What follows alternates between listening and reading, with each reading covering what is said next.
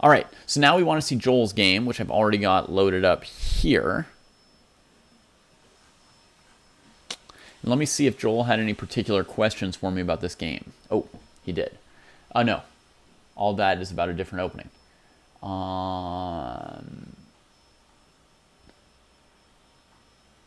Okay, so Joel, I'm going to do a first playthrough of the game.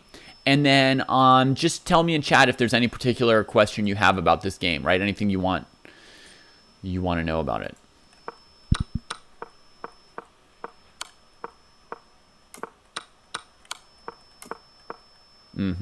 Very interesting opening. I like it already.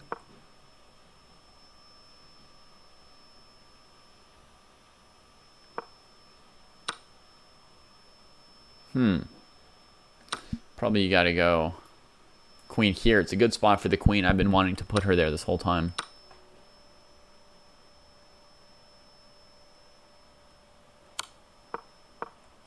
Ooh. It's working out anyway. Developing, yeah. Rook coming. You go for rook e8. That makes sense. Ah, stupid knight. So smooth. Get out of the way of rook h6. Clever. Now your opponent's generating some threats and you gave up a piece?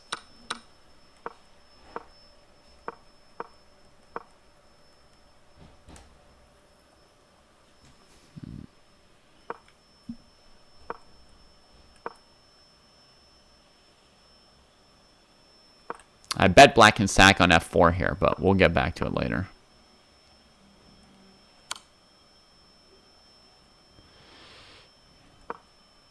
Now he did sack on f4. Okay. I figured that he could. You can't move the knight anywhere because you lose the rook. Okay, you're just getting smashed at this point, right? I assume you eventually lose this game. Jesus, yeah, okay. We don't need to see more of that.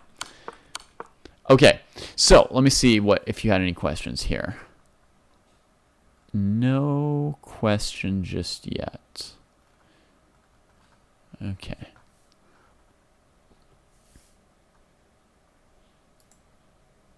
You don't know if bishop takes g6 was right here.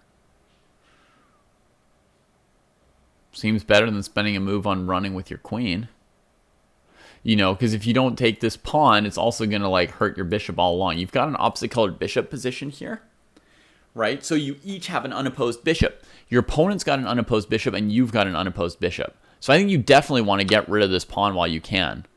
It's not even really costing you time, right? Because otherwise you're moving your queen. So I think you want this.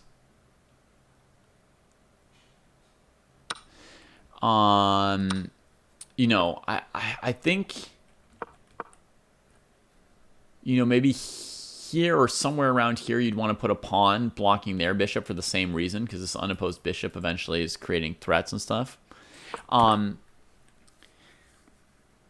thing we could do is look at the moment where you lost your piece and then work backward from there to see how your opponent's initiative got out of control and if we've got a better suggestion. I mean, or I can just play through moves and say if any move looks bad to me. This doesn't look good to me. Your opponent deals with the rook e8 threat, and now your f2 pawn, which is another dark square, is less well defended. If you were going to play rook e8, it would have to be the other rook, probably to keep f2 defended. So one thought I have is that this rook e1 move doesn't look so good. Now you're trying to solve your problem by continuing to move these pieces. I might prefer g3 here, like a move that's just trying to set up solid defense against that unopposed bishop of the opponent. You need an escape square? No. Joel, your plan should not be that like you're going to save the game by running your king into the center. You've got 3 pawns here. You got to set up a defense that you can hold. Hold it. Hold it, Joel. You can hold it. Let's not plan on running away. I laugh not because you're like so wrong or anything, just because like the spirit is, you know, hold. Okay, so here moves away. Now your bishop's hit. Rook. Yeah, queen g4 was bad, Joel. Do you see that? Like, you ended up having to retreat the bishop. Your queen just gets tempoed. She moves away. f2's like hanging. h2's hanging.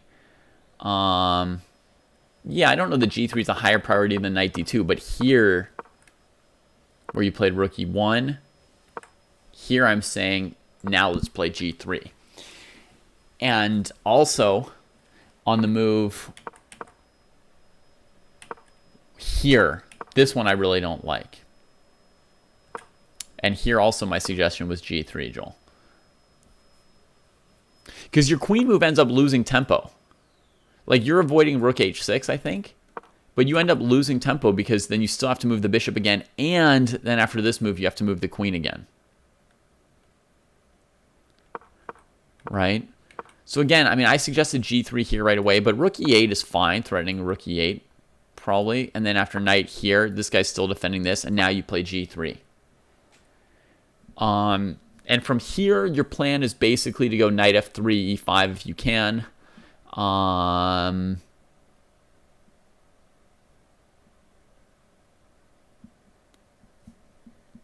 probably won't be able to. Probably rook f8 is going to kick your bishop back to here.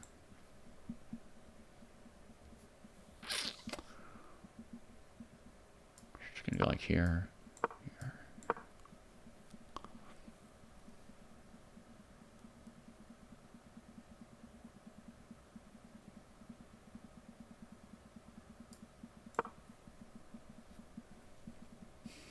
There's still some danger. There's still some danger. Dolly's saying we could go f4 some point soon. Black can take back a pawn here, which I would do. Just gives them a strong center and weakens the dark squares. It's just making this bishop better, folks. It's definitely worth doing. Yeah. I'm pretty confident that black should take this pawn just because of what it does for this bishop. It's going to be a tough piece to deal with.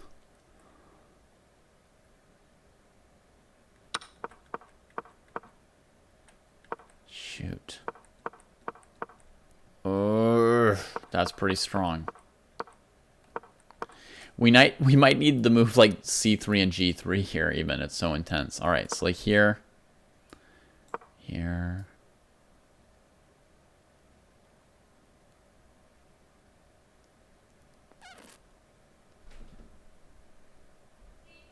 Yeah? Okay.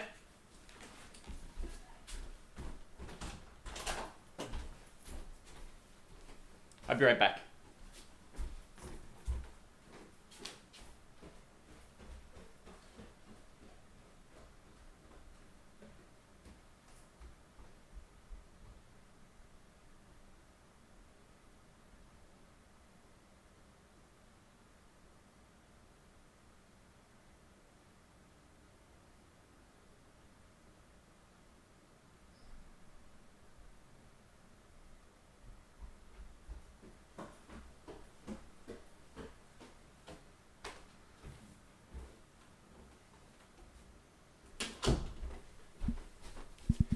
Okay, this is pretty tricky to figure out, Joel. I will say this. Very, very tricky position.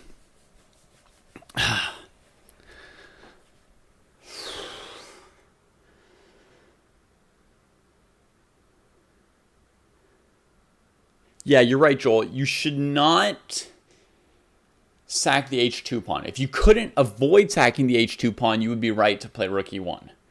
But we should not sack the h2 pawn. We should definitely try to block this piece. Okay, I'm thinking maybe this. So here we can do this. And here we can do this. And here we just keep going.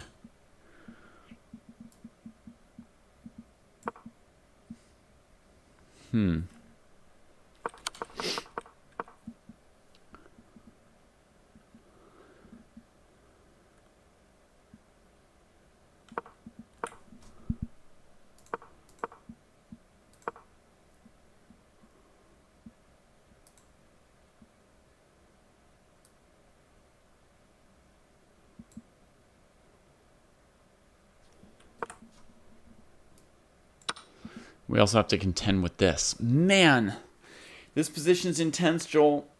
This position's intense. I mean, we can definitely say that the pawns you took are risky. You have to be able to defend like a genius to play like this as white.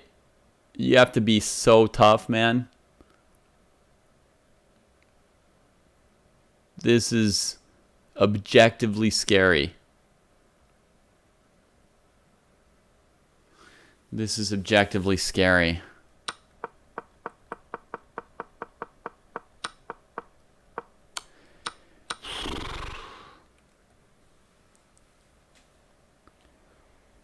You thought you're up 2 easy pawns with an attack to boot. You don't have an attack because your pieces are outnumbered. You're playing like this position here. You're playing with queen and bishop against queen, bishop, and rook, and your other pieces can't get there. So you definitely don't have an attack to boot, right? You've opened up the king side, and you're behind on development. Opposite colored bishops accentuates the advantage of whoever has the initiative. So your opponent has the initiative and more activity, and you've got 2 extra pawns. The initiative and the activity are worth more than normal because of the opposite colored bishops. So this was very risky. This was very risky.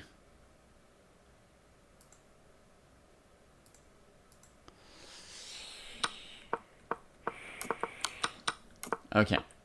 Even going for the first pawn is a little bit risky. But like, it's not unplayable. You're allowed to do this. You just have to know it comes with a certain degree of risk. Okay?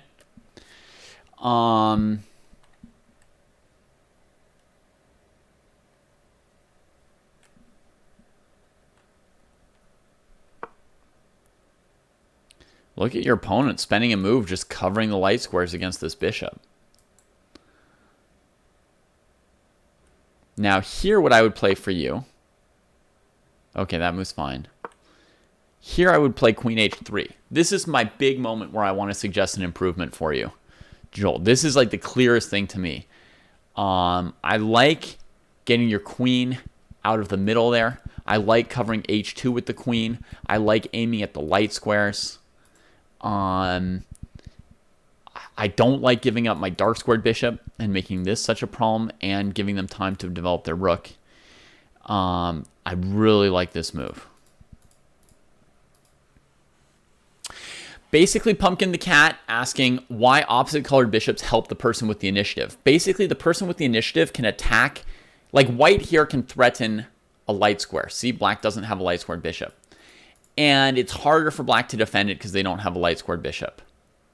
Okay. Similarly, in the game, after white gives up this bishop, black can attack things on dark squares like this, and it's harder for white to defend them because white doesn't have a dark squared bishop. So the person with the initiative is the person who's going to have the more active pieces and the person who's like making threats and pushing the other person around. And threats are just all harder to deal with in opposite colored bishop positions. So you want to be the person making threats rather than responding to threats. I mean, if you've got the choice, you know. It's not like the person with the initiative always wins opposite colored bishop positions. It's just that it's a more valuable factor than usual. Also, like, let's say this piece is well placed and it's bothering you. What's one thing you do in chess games when your opponent has a well placed piece that's bothering you? What's one thing you do? Other than just like, you know, rage quitting, throwing the board over and running away. One of the main techniques you do when your opponent has a piece that's well placed and it's bothering you is you try and trade it. Okay? You try and trade the piece. Now, in this position, what white piece would ever trade the unopposed bishop? None. White doesn't really have a recipe for trading it. If you could, ideally, you would bring this knight to e5 as fast as possible to try and block it off, and maybe hopefully they'll trade your knight, rather than playing c5 and undermining it and it all collapses because you can't hold the dark squares. But but basically, you can't actively go and trade this bishop. So that's one of your main defensive options, like removed, taken off the table, right? Hey, I'm glad to hear that, Skeets. Ask them nicely. Could you retreat that really good piece? It's bullying me. And if they're afraid that they need to take things seriously every time they hear the word bullying, maybe they'll retreat the bishop. Okay, so back to the move Joel should play, I'm pretty sure. Nice retreating move that's also, you know, poking at a weakness using our unopposed light squared bishop. If g6 here, maybe you could take it. But Joel was expecting h6 and asking what to do next. Well, probably develop, right? Ba-dum-bum, here comes the knight.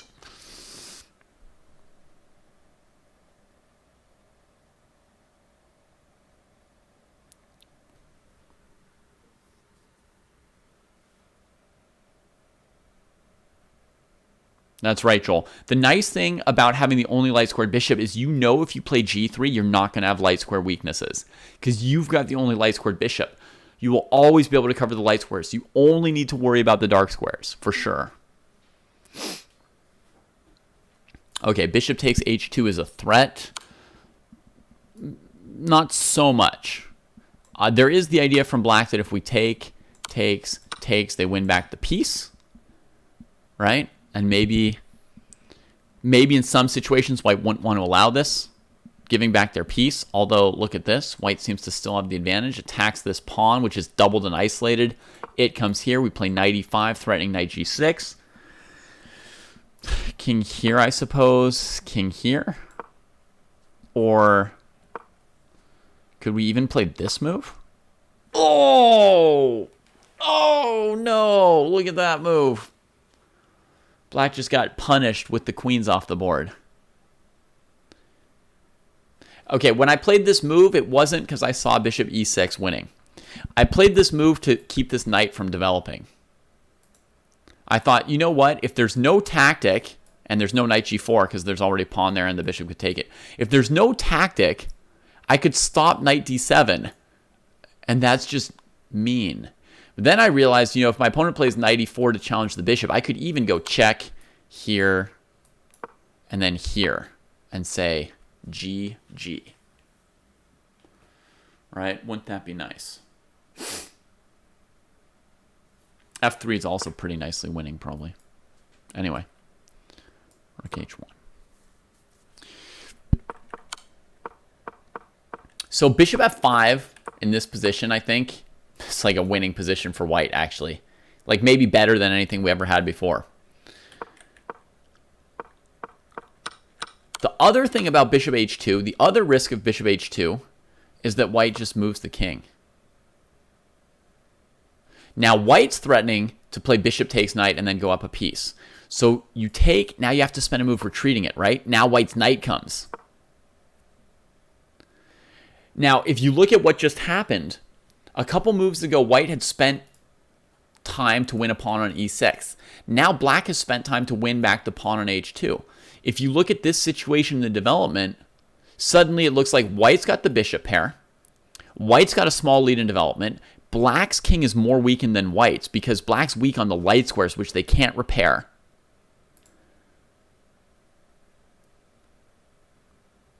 And it's just overall dangerous, right? Maybe bishop f4 is a better defense. Yeah, good call, Alexa. Bishop f4 is probably a better defense. Probably still play knight f3 for white, right? And you know, maybe black can defend the position with knight d7 or whatever. But we can see that this position sort of vaguely favors white, right?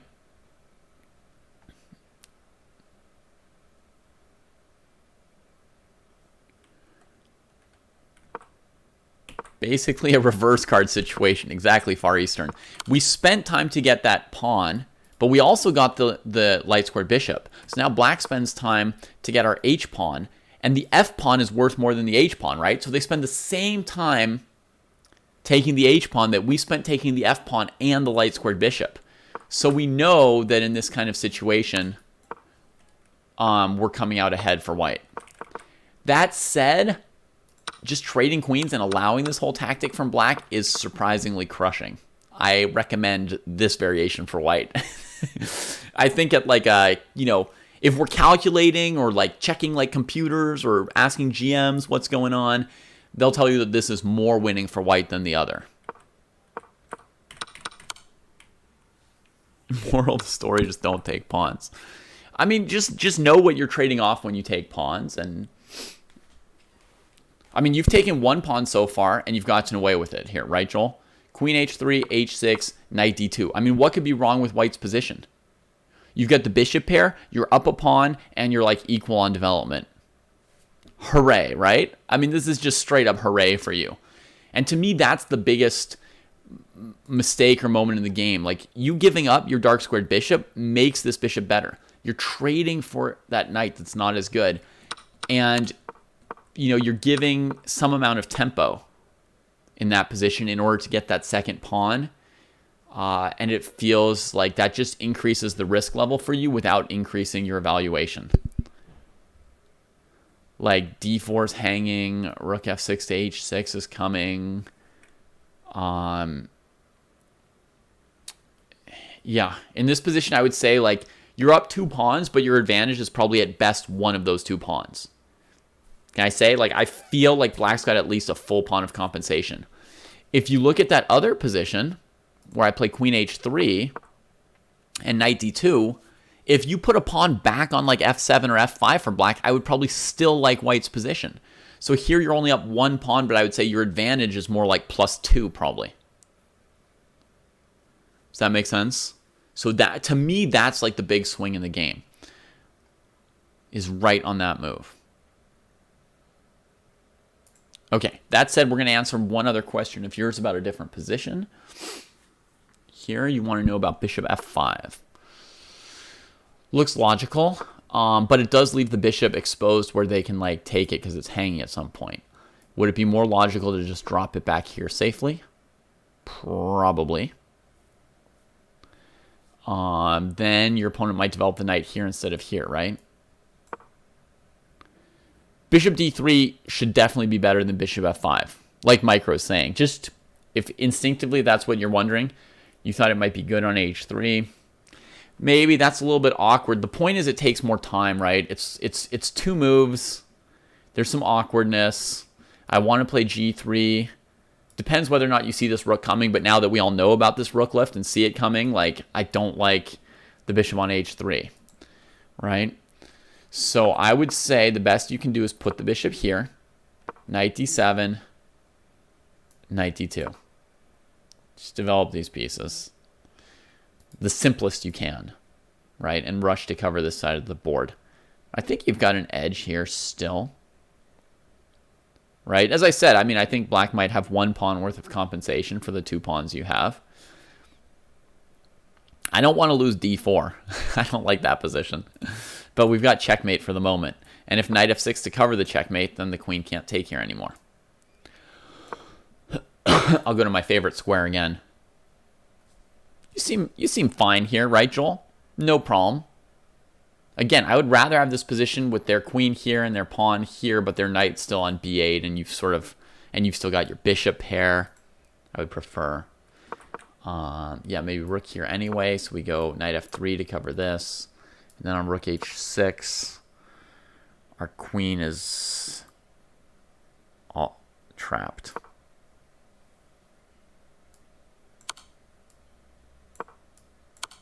That's rough. So rook f6 is very clever from Seb, because I want to just play knight f3, but then it seems like my queen's endangered. What to do about this?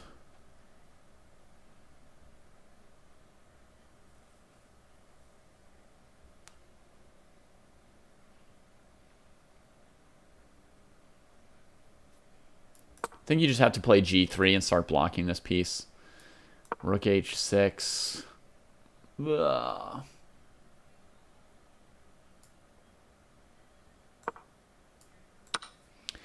And I'll just tell you, Joel, I'm not excited about any position like this. Once black gets the d4 pawn, like, your advantage is really minimal in my book.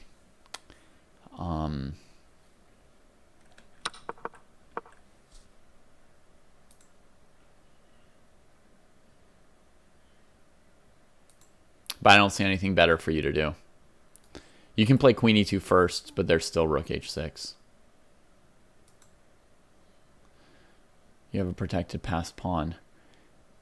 If you can trade down to an endgame. Well, I mean, that's in a different universe, basically. Because there's no way, there's no reason why it would trade down to an endgame at the moment.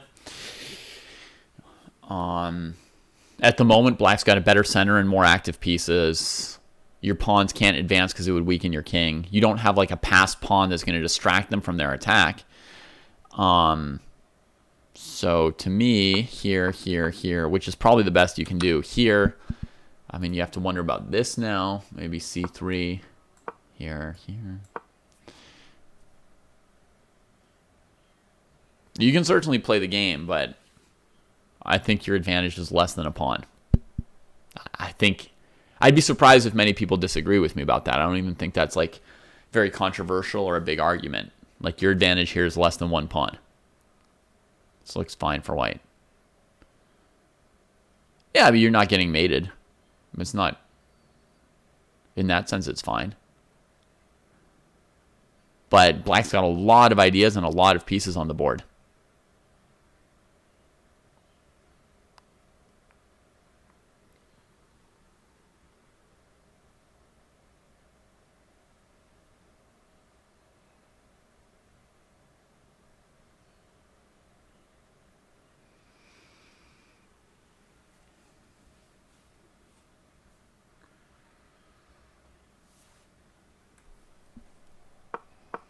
It's not as good as your position was before you took on g6. But I do think that this bishop d3 is better than bishop on f5. It's just one less tempo for black developing this rook with the tempo on f5.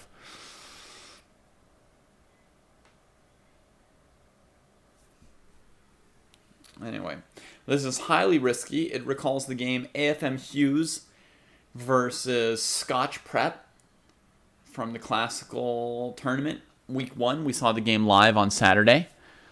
You might want to check that one out too, Joel, if you're interested, because it's all very similar themes. One player won a pawn, but it was opposite colored bishops, and then the other player just started making threats towards the king side, and there was no simple way to stem the initiative. That's a VOD from Saturday morning around 11 a.m. to noon Pacific.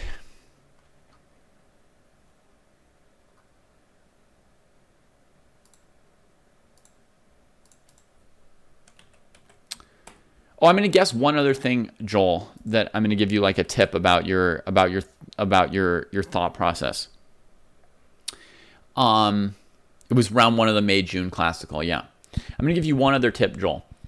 I suspect that you overestimated your position for much of this game. And I think that's one thing that hurt you, actually, was overestimating your position. So, for example, in the opening, here, your opponent gave you a pawn on move 7. Did you think that, A, you were easily winning, B, you were winning, C, you had a small advantage, D, it was unclear? My guess is you thought that you were like winning, that things were going pretty easily. There, I got you. Easily winning. Now, that is wrong, basically. That's wrong. You've got a pawn, but you spent time to get it. Right? You went pawn grabbing in an opening. This is it. I have this one. Yeah, and I'm not saying that you can't take the pawn. But in my mind, the way I approach a position like this is I'm doing something risky by taking this pawn. I believe I can defend this, but I'm purposely making the game complicated. I better be very careful. This is interesting, perhaps somewhat in my favor, but basically complicated.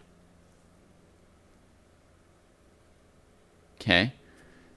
So that would be my take, is it's complicated. Your take that you're easily winning is going to cause you to miss opponents' resources and to choose your variations wrongly. Here's why. If you're looking for lines that are easily winning for you because you believe... So basically, okay, it's like this. It's a completion-like problem.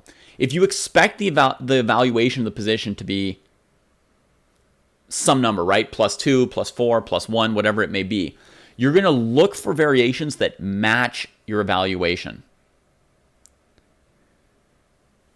You will either be looking for +4 and find lines that are +1 and reject them and waste time when actually the position was +1. You would have accepted those variations and kept playing without wasting time. Or your brain is going to miscalculate a variation on purpose to find something that's +4. Then you play that variation thinking it's +4, but it's got a miscalculation in it, right? This is why it's very, very useful to have a sense of what the evaluation is in your position. If you know that the evaluation is about +1 and you look through a few variations and find one that's +1 and then go for it, it's both saving time and your variation is more likely to be correct if the evaluation matches what the evaluation should be. But if the evaluation you're looking for is +4, you will reject all kinds of variations that you should be accepting, and you will risk coming up with some variation that looks like +4, and that variation will, by its nature, be wrong or flawed because the position wasn't +4. Okay? So that was the one other thing I wanted to add. We're done with analyzing the game, but I realized that you must have had this misevaluation throughout and that it shaped your approach and led to bad play afterwards. Okay? So here you think you're like winning, and I think, when you take on F6, you think like you're playing these like aggressive moves, right? You're forcing the pace of the game. You also told us that here you had something like 2 extra pawns and an attack to boot, right? But anybody else who looks at this position is going to tell you that white's not attacking because they're not in that game and they're not bought into your evaluation that you're carrying around in the game. The evaluation you're carrying around is hamstringing you instead of helping you at this point, right? No one else would think that they've got like a mating attack with 2 pieces versus 3. Right? If you just plop them down into this position and said, hey, it's a lesson, student, give me your evaluation of this position, or something like that, right? They would never tell you like white's got the attack. You're seeing it from your side, but you're colored by the fact that you think white's easily winning. So you're like, so you need to meet your evaluation of easily winning. So you're like, I've got 2 pawns, I've got an attack, his king's open. Like your brain is coming up with stuff to justify the evaluation you expect. That's causing you to continually misevaluate the factors in the position, right? There's a constant mate threat hanging over the guy. His queen's tied down. We can come up with all kinds of phrases to justify almost anything. And if you look outside of chess, you can see a similar phenomenon, right?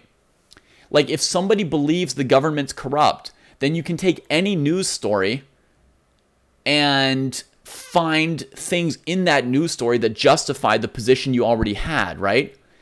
And if on the other hand, you think that like the government is there to help people and they're like working tirelessly or whatever, different positions people have about police in the US. I don't know what country you live in, but like in the US, there are people who think like that all the police are like bad and just out to hurt people, and other people who think that all the police are just out to like protect you and make your life good, and why do people like hate them? Like very, very divergent opinions about the same thing, right? The people with those divergent opinions can look at almost any news story, and it's like amazing, but you can see that you can give them the exact same news story and they will pull out things from that news story that justify and map to their evaluation that they already had about the police, right? Or about what politicians are about. You can do the same thing with the chess position, right? You can come up with, oh, he's tied down to h7, right? Which is relevant or irrelevant, but in your head, it sounds like you're adding up all your advantages, right? You're like, I've got this, I've got this, I've got this, I've got this. Right? Yeah, it's confirmation bias, right? Your evaluation is causing you to misevaluate other factors in the position because you have a confirmation bias. You're looking to tally up a bunch of factors that say that white's easily winning, and you're rejecting things that might be reasons why black has compensation, right? So that's really at play here, right? And you can look at this position now with fresh eyes and ask yourself, like, is white attacking black's king? And say, okay, no. Like, this has reached a silly point if I think that white is, like, attacking the black king here, right? And you can see how that evaluation got out of control. So that's why it's very dangerous to play with a false evaluation, right? And people talk about, like, what are the benefits of being optimistic versus pessimistic versus realistic, and like you do better if you're a little bit optimistic or a lot optimistic or a little pessimistic and all this, right? But that sort of plays into this question. For me, it's very important that I maintain my sense of whether the position's good or bad for me, and also be able to revise that if something happens that challenges my evaluation. I need to be quick to recognize that my evaluation may be fallible if something's challenging it, right? I wrote an article on Medium about that, how anytime I find something that's like surprising or challenges my worldview outside of chess, right? Like police or politics or whatever, like we were just saying, like I grab onto that thing and try to, take it seriously and try to refute my own opinions and beliefs, right? Whereas, so it's got to be the same thing on the chessboard. I mean, the only reason I do that in real life is because I learned it from the chessboard. I learned it from experience in chess, that when I'm, that if I've got the wrong evaluation, it's going to cost me. So I'm always looking to revise my evaluation and take in challenging data. But definitely a good start is to try and have a good evaluation. And here, you've spent 2 moves to take an extra pawn. That's probably to your advantage. A pawn is often worth more than 2 moves, but you don't know for sure. It depends on the position. So you want to treat this like it's complicated and a little bit risky, but you're trying to get the upper hand. And know what you're trading. You're trading time for a pawn, right? And also, you've got that light squared bishop in your back pocket. So if need be, when I'm playing this position, Joel, if need be, I'm very happy to pitch my extra pawn at some point to catch up in development and then secretly still have the bishop pair. Remember that bishop takes h2 variation? Where we gave back our extra pawn, but then, oops, the light squared bishop was so good in the equal material endgame that like white suddenly won. Is it 2 moves? It depends, Joel. It's between 1 and 2 moves, because you made a move with the knight, then you made a second move with the knight, but they had to recapture, but some would say their recapture developed the rook to an open file. So you could say just on the 2 knight moves, you may have already lost 2 moves there, right? And the queen move did come with check. Now, if your opponent eventually played rook a e8 or rook f6, it could actually be 3 moves.